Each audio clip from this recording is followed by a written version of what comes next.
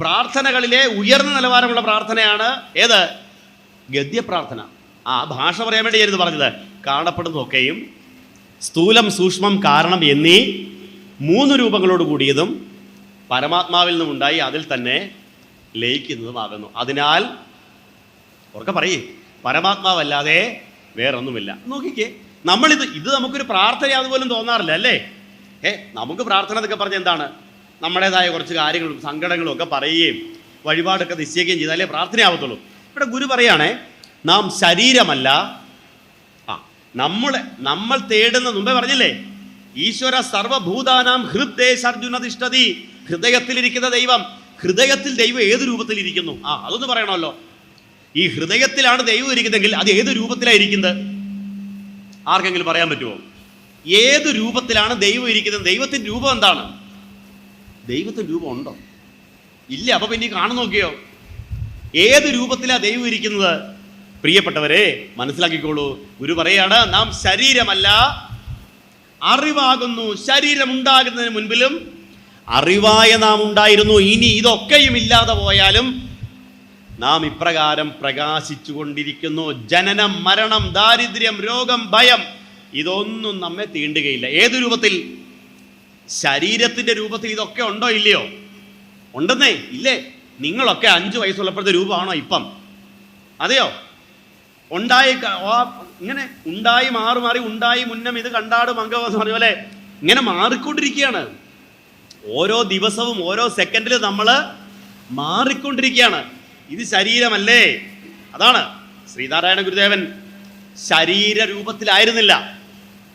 ഗുരുവിനെ നമ്മൾ പഠിക്കേണ്ടതാണ് കേട്ടോ. മഹാകവി ഉള്ളൂര് ഒരിക്കൽ ഗുരുദേവനോട് ചോദിച്ചു, സ്വാമി, അങ്ങ് ഒരുപാട് പേരുടെ രോഗം മാറ്റുന്നു, ഒത്തിരി പേരുടെ രോഗം മാറ്റുന്നു, അങ്ങക്ക് എന്തുകൊണ്ട് ഈ സ്വന്തം രോഗം മാറ്റിക്കൂടാ? ഗുരുവിന് സമാധിയോടടുത്ത് വരുമ്പോൾ മൂത്രാശയ സംബന്ധമായ പലതരത്തിലുള്ള രോഗങ്ങളും ക്ലേശങ്ങളും ഗുരുവിനുണ്ടായിരുന്നു. വേദനയുണ്ടായിരുന്നു, വിഷമമുണ്ടായിരുന്നു. പക്ഷെ അപ്പോഴും ഗുരുവിൻ്റെ അടുക്കൽ ആരെങ്കിലും വന്നാൽ ആ ക്ഷണം അത് പരിഹരിക്കാൻ ഗുരുവിന് കഴിഞ്ഞിരുന്നു. തളർവാദ രോഗി വരുന്നു, എഴുന്നേറ്റ് പോകാനാ പറയുന്നത്, ഒരു കൽപ്പന കൊണ്ട് അത് മാറ്റിക്കൊടുക്കുമായിരുന്നു. അപ്പോൾ ഗുരുവിനോട് ഉള്ളൂര് ചോദിക്കും, ഇത് കണ്ടിട്ടാ ചോദിക്കുന്നത്, സ്വാമിക്ക് എന്തുകൊണ്ട് സ്വന്തം രോഗം മാറ്റിക്കൂടാ? അപ്പൊ ഗുരു പറയുന്നൊരു മറുപടിയാണ്, ഇത് ശരീരമല്ലേ, ഇത് ശരീരമല്ലേ, അല്ലേ? വാസാംസി ജീർണാനി. കുറെ കഴിയുമ്പോൾ നിങ്ങൾ ഇട്ടേക്കുന്ന ഈ തുണി എന്ന് നിങ്ങളോട് കാണുമോ? നിങ്ങൾ ഇട്ടേക്കുന്ന ഈ ഉടുപ്പ് എന്ന് നിങ്ങളുടെ ഉണ്ടോ? ഇല്ല. കുറെ കഴിയുമ്പോൾ അത് പിഞ്ചും, കുറെ കഴിയുമ്പോൾ അത് കീറും, കുറച്ചാളൊക്കെ തയ്ച്ചു നോക്കും, പിന്നെ രക്ഷയില്ലാതെ എന്ത് ചെയ്യും? അത് ഊരിക്കളഞ്ഞിട്ട് പുതിയ വസ്ത്രം എടുക്കും. അതുപോലെ ഇത് ശരീരമല്ലേ. ആ വാക്ക് കണ്ടോ? അപ്പൊ ശരീരത്തിന് ഗുരു ഒട്ടുമേ പ്രാധാന്യം കൊടുത്തില്ല.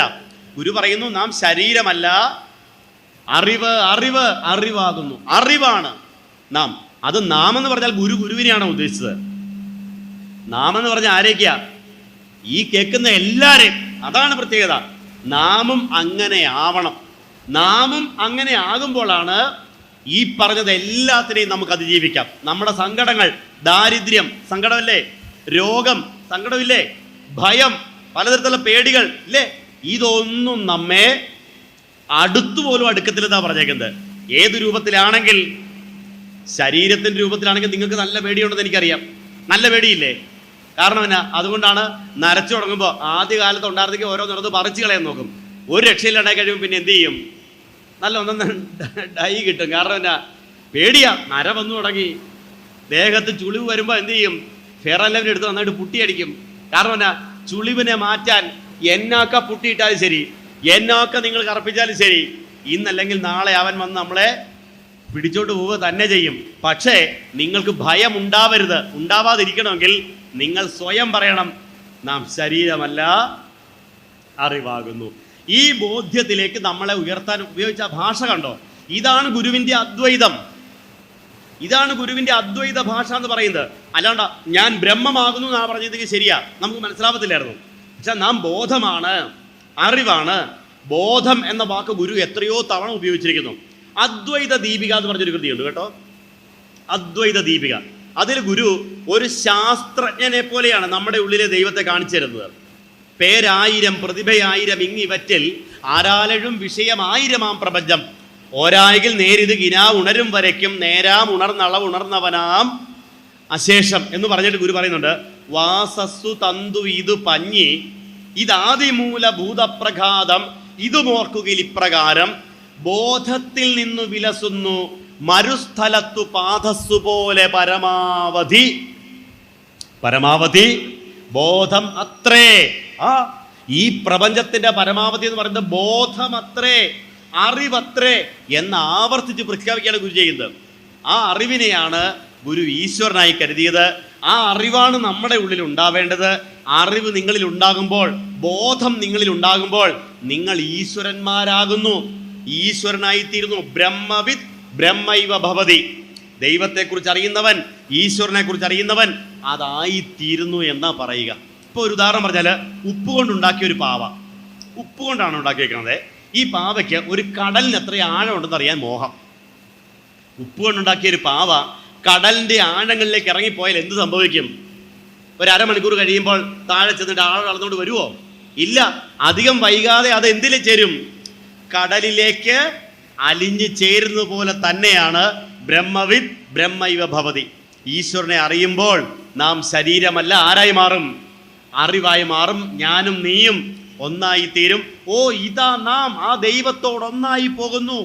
ദൈവചിന്തനത്തിൽ പറയുന്നതാണ്, ഒന്നായി തീരും. അതാണ് ആ അനുഭവം നമുക്കും ഉണ്ടാക്കി തരും. ഇപ്പൊ ഇവിടെ ഞാൻ പറഞ്ഞത് ഈ ഗദ്യം ഉണ്ടല്ലോ, ഏതാ ഈ പറഞ്ഞ ഗദ്യപ്രാർത്ഥനയിലെ ഗദ്യം, ഇന്നുപോലും ഇത്ര ലളിതമായിട്ട് സംസാരിക്കാൻ, ഇന്നുപോലും ഇത്ര ലളിതമായിട്ട് അവതരിപ്പിക്കാൻ പലർക്കും കഴിയാറില്ല എന്നുള്ളതാണ് സത്യം. അതുകൊണ്ട് പല പുസ്തകങ്ങളും വായിക്കുമ്പോൾ നമുക്കൊന്നും പിടികിട്ടാതിരിക്കുന്നത്. ചില നോവലുകളൊക്കെ വായിക്കുമ്പോൾ നമുക്ക് വലിയ പിടികിട്ടില്ല. കാരണം എന്താണ്?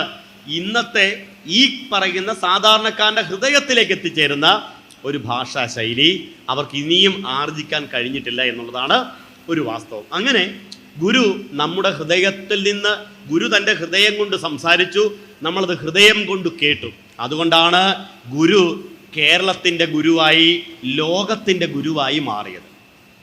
അവിടെ മറ്റു വേഷം കെട്ടലുകളോ വളച്ചുകെട്ടലുകളോ ഒന്നും ഉണ്ടായിരുന്നില്ല. താൻ ആരാണ് എന്ന് തൻ്റെ വാക്കുകളിലൂടെ അവതരിപ്പിക്കാൻ ഗുരുവിന് സാധിച്ചു. ഇനി ഗുരുവിൻ്റെ രചനകളെ എടുക്കുമ്പോൾ പലതരത്തിൽ നമുക്കിതിനെ തരംതിരിക്കാൻ പറ്റും. ആദ്യത്തെ വിഭാഗം എന്ന് പറയുന്നത് സ്തോത്രകൃതികൾ എന്ന വിഭാഗത്തിൽപ്പെട്ടവയാണ്. എന്ന് പറഞ്ഞാൽ എന്താണ്? സ്തോത്രങ്ങൾ എന്ന് പറഞ്ഞാൽ പ്രാർത്ഥിക്കാൻ വേണ്ടിയുള്ളത്. സ്തുയതേ അനേന ഇതി സ്തോത്രം, സ്തുതിക്കാൻ വേണ്ടിയുള്ള കൃതികൾ. അത് നിങ്ങളിൽ പലർക്കും, ഇപ്പം ഇവിടെ ഞാൻ വരുന്നതിന് തൊട്ടു മുമ്പ് നന്നായിട്ട് ഗുരുദേവ കൃതികൾ ആലപിച്ചുകൊണ്ടിരുന്നല്ലോ ഒരു അമ്മ. ആരായിരുന്നു അത്? ഇവിടെ വന്നിട്ട് പോയോ? നല്ല ഭംഗിയായിരുന്നു കേട്ടോ, എനിക്ക് ശരിക്കും ഇഷ്ടപ്പെട്ടു. ആ സദാശിവ ദർശനമൊക്കെ പാടിയത് നല്ല ഗംഭീരമായിരുന്നു. അപ്പോൾ അങ്ങനെ സ്തോത്രകൃതികൾ ഇപ്പോൾ വളരെ കുറച്ച് ആളുകൾക്കൊക്കെ പരിചയമുണ്ടാവും. പിന്നെ മറ്റൊരു വിഭാഗമാണ് ഗുരുവിൻ്റെ ഈ പറഞ്ഞ ആത്മസത്യത്തെ അവതരിപ്പിക്കുന്ന ദാർശനിക കൃതികൾ എന്ന് പറയുന്ന ഒരു വിഭാഗം. പിന്നെ മറ്റൊരു വിഭാഗം നമ്മളോട് എന്തു ചെയ്യണം, എന്ത് ചെയ്യാൻ പാടില്ല എന്നൊക്കെ ഉപദേശിക്കുന്ന ഉദ്ബോധനാത്മക കൃതികൾ എന്ന് പറയുന്ന ഒരു വിഭാഗം. പിന്നെ പരിഭാഷകൾ, മറ്റു ഭാഷയിൽ നിന്ന് മൊഴിമാറ്റം ചെയ്തിരിക്കുന്ന കൃതികൾ. ഇനി അതുപോലെ ശ്രീനാരായണ ധർമ്മം. ഇങ്ങനെ പല തരത്തിൽ ഗുരുവിൻ്റെ കൃതികളെ നമുക്ക് തരംതിരിക്കാം. പക്ഷേ ആ കൃതികളെ ഏതെടുത്താലും നാം തിരിച്ചറിയേണ്ട സത്യം, അതിലെല്ലാം പ്രസരിക്കുന്നത്, ഗുരുവിൻ്റെ മുഴുവൻ കൃതികളിലൂടെയും ഗുരു കാണിക്കുന്നത് താൻ അനുഭവിച്ച ആത്മസത്യത്തിൻ്റെ പ്രകാശനങ്ങളാണ്, താൻ അനുഭവിച്ചറിഞ്ഞ ആത്മപ്രകാശത്തിൻ്റെ പ്രതിഫലനങ്ങളാണ്.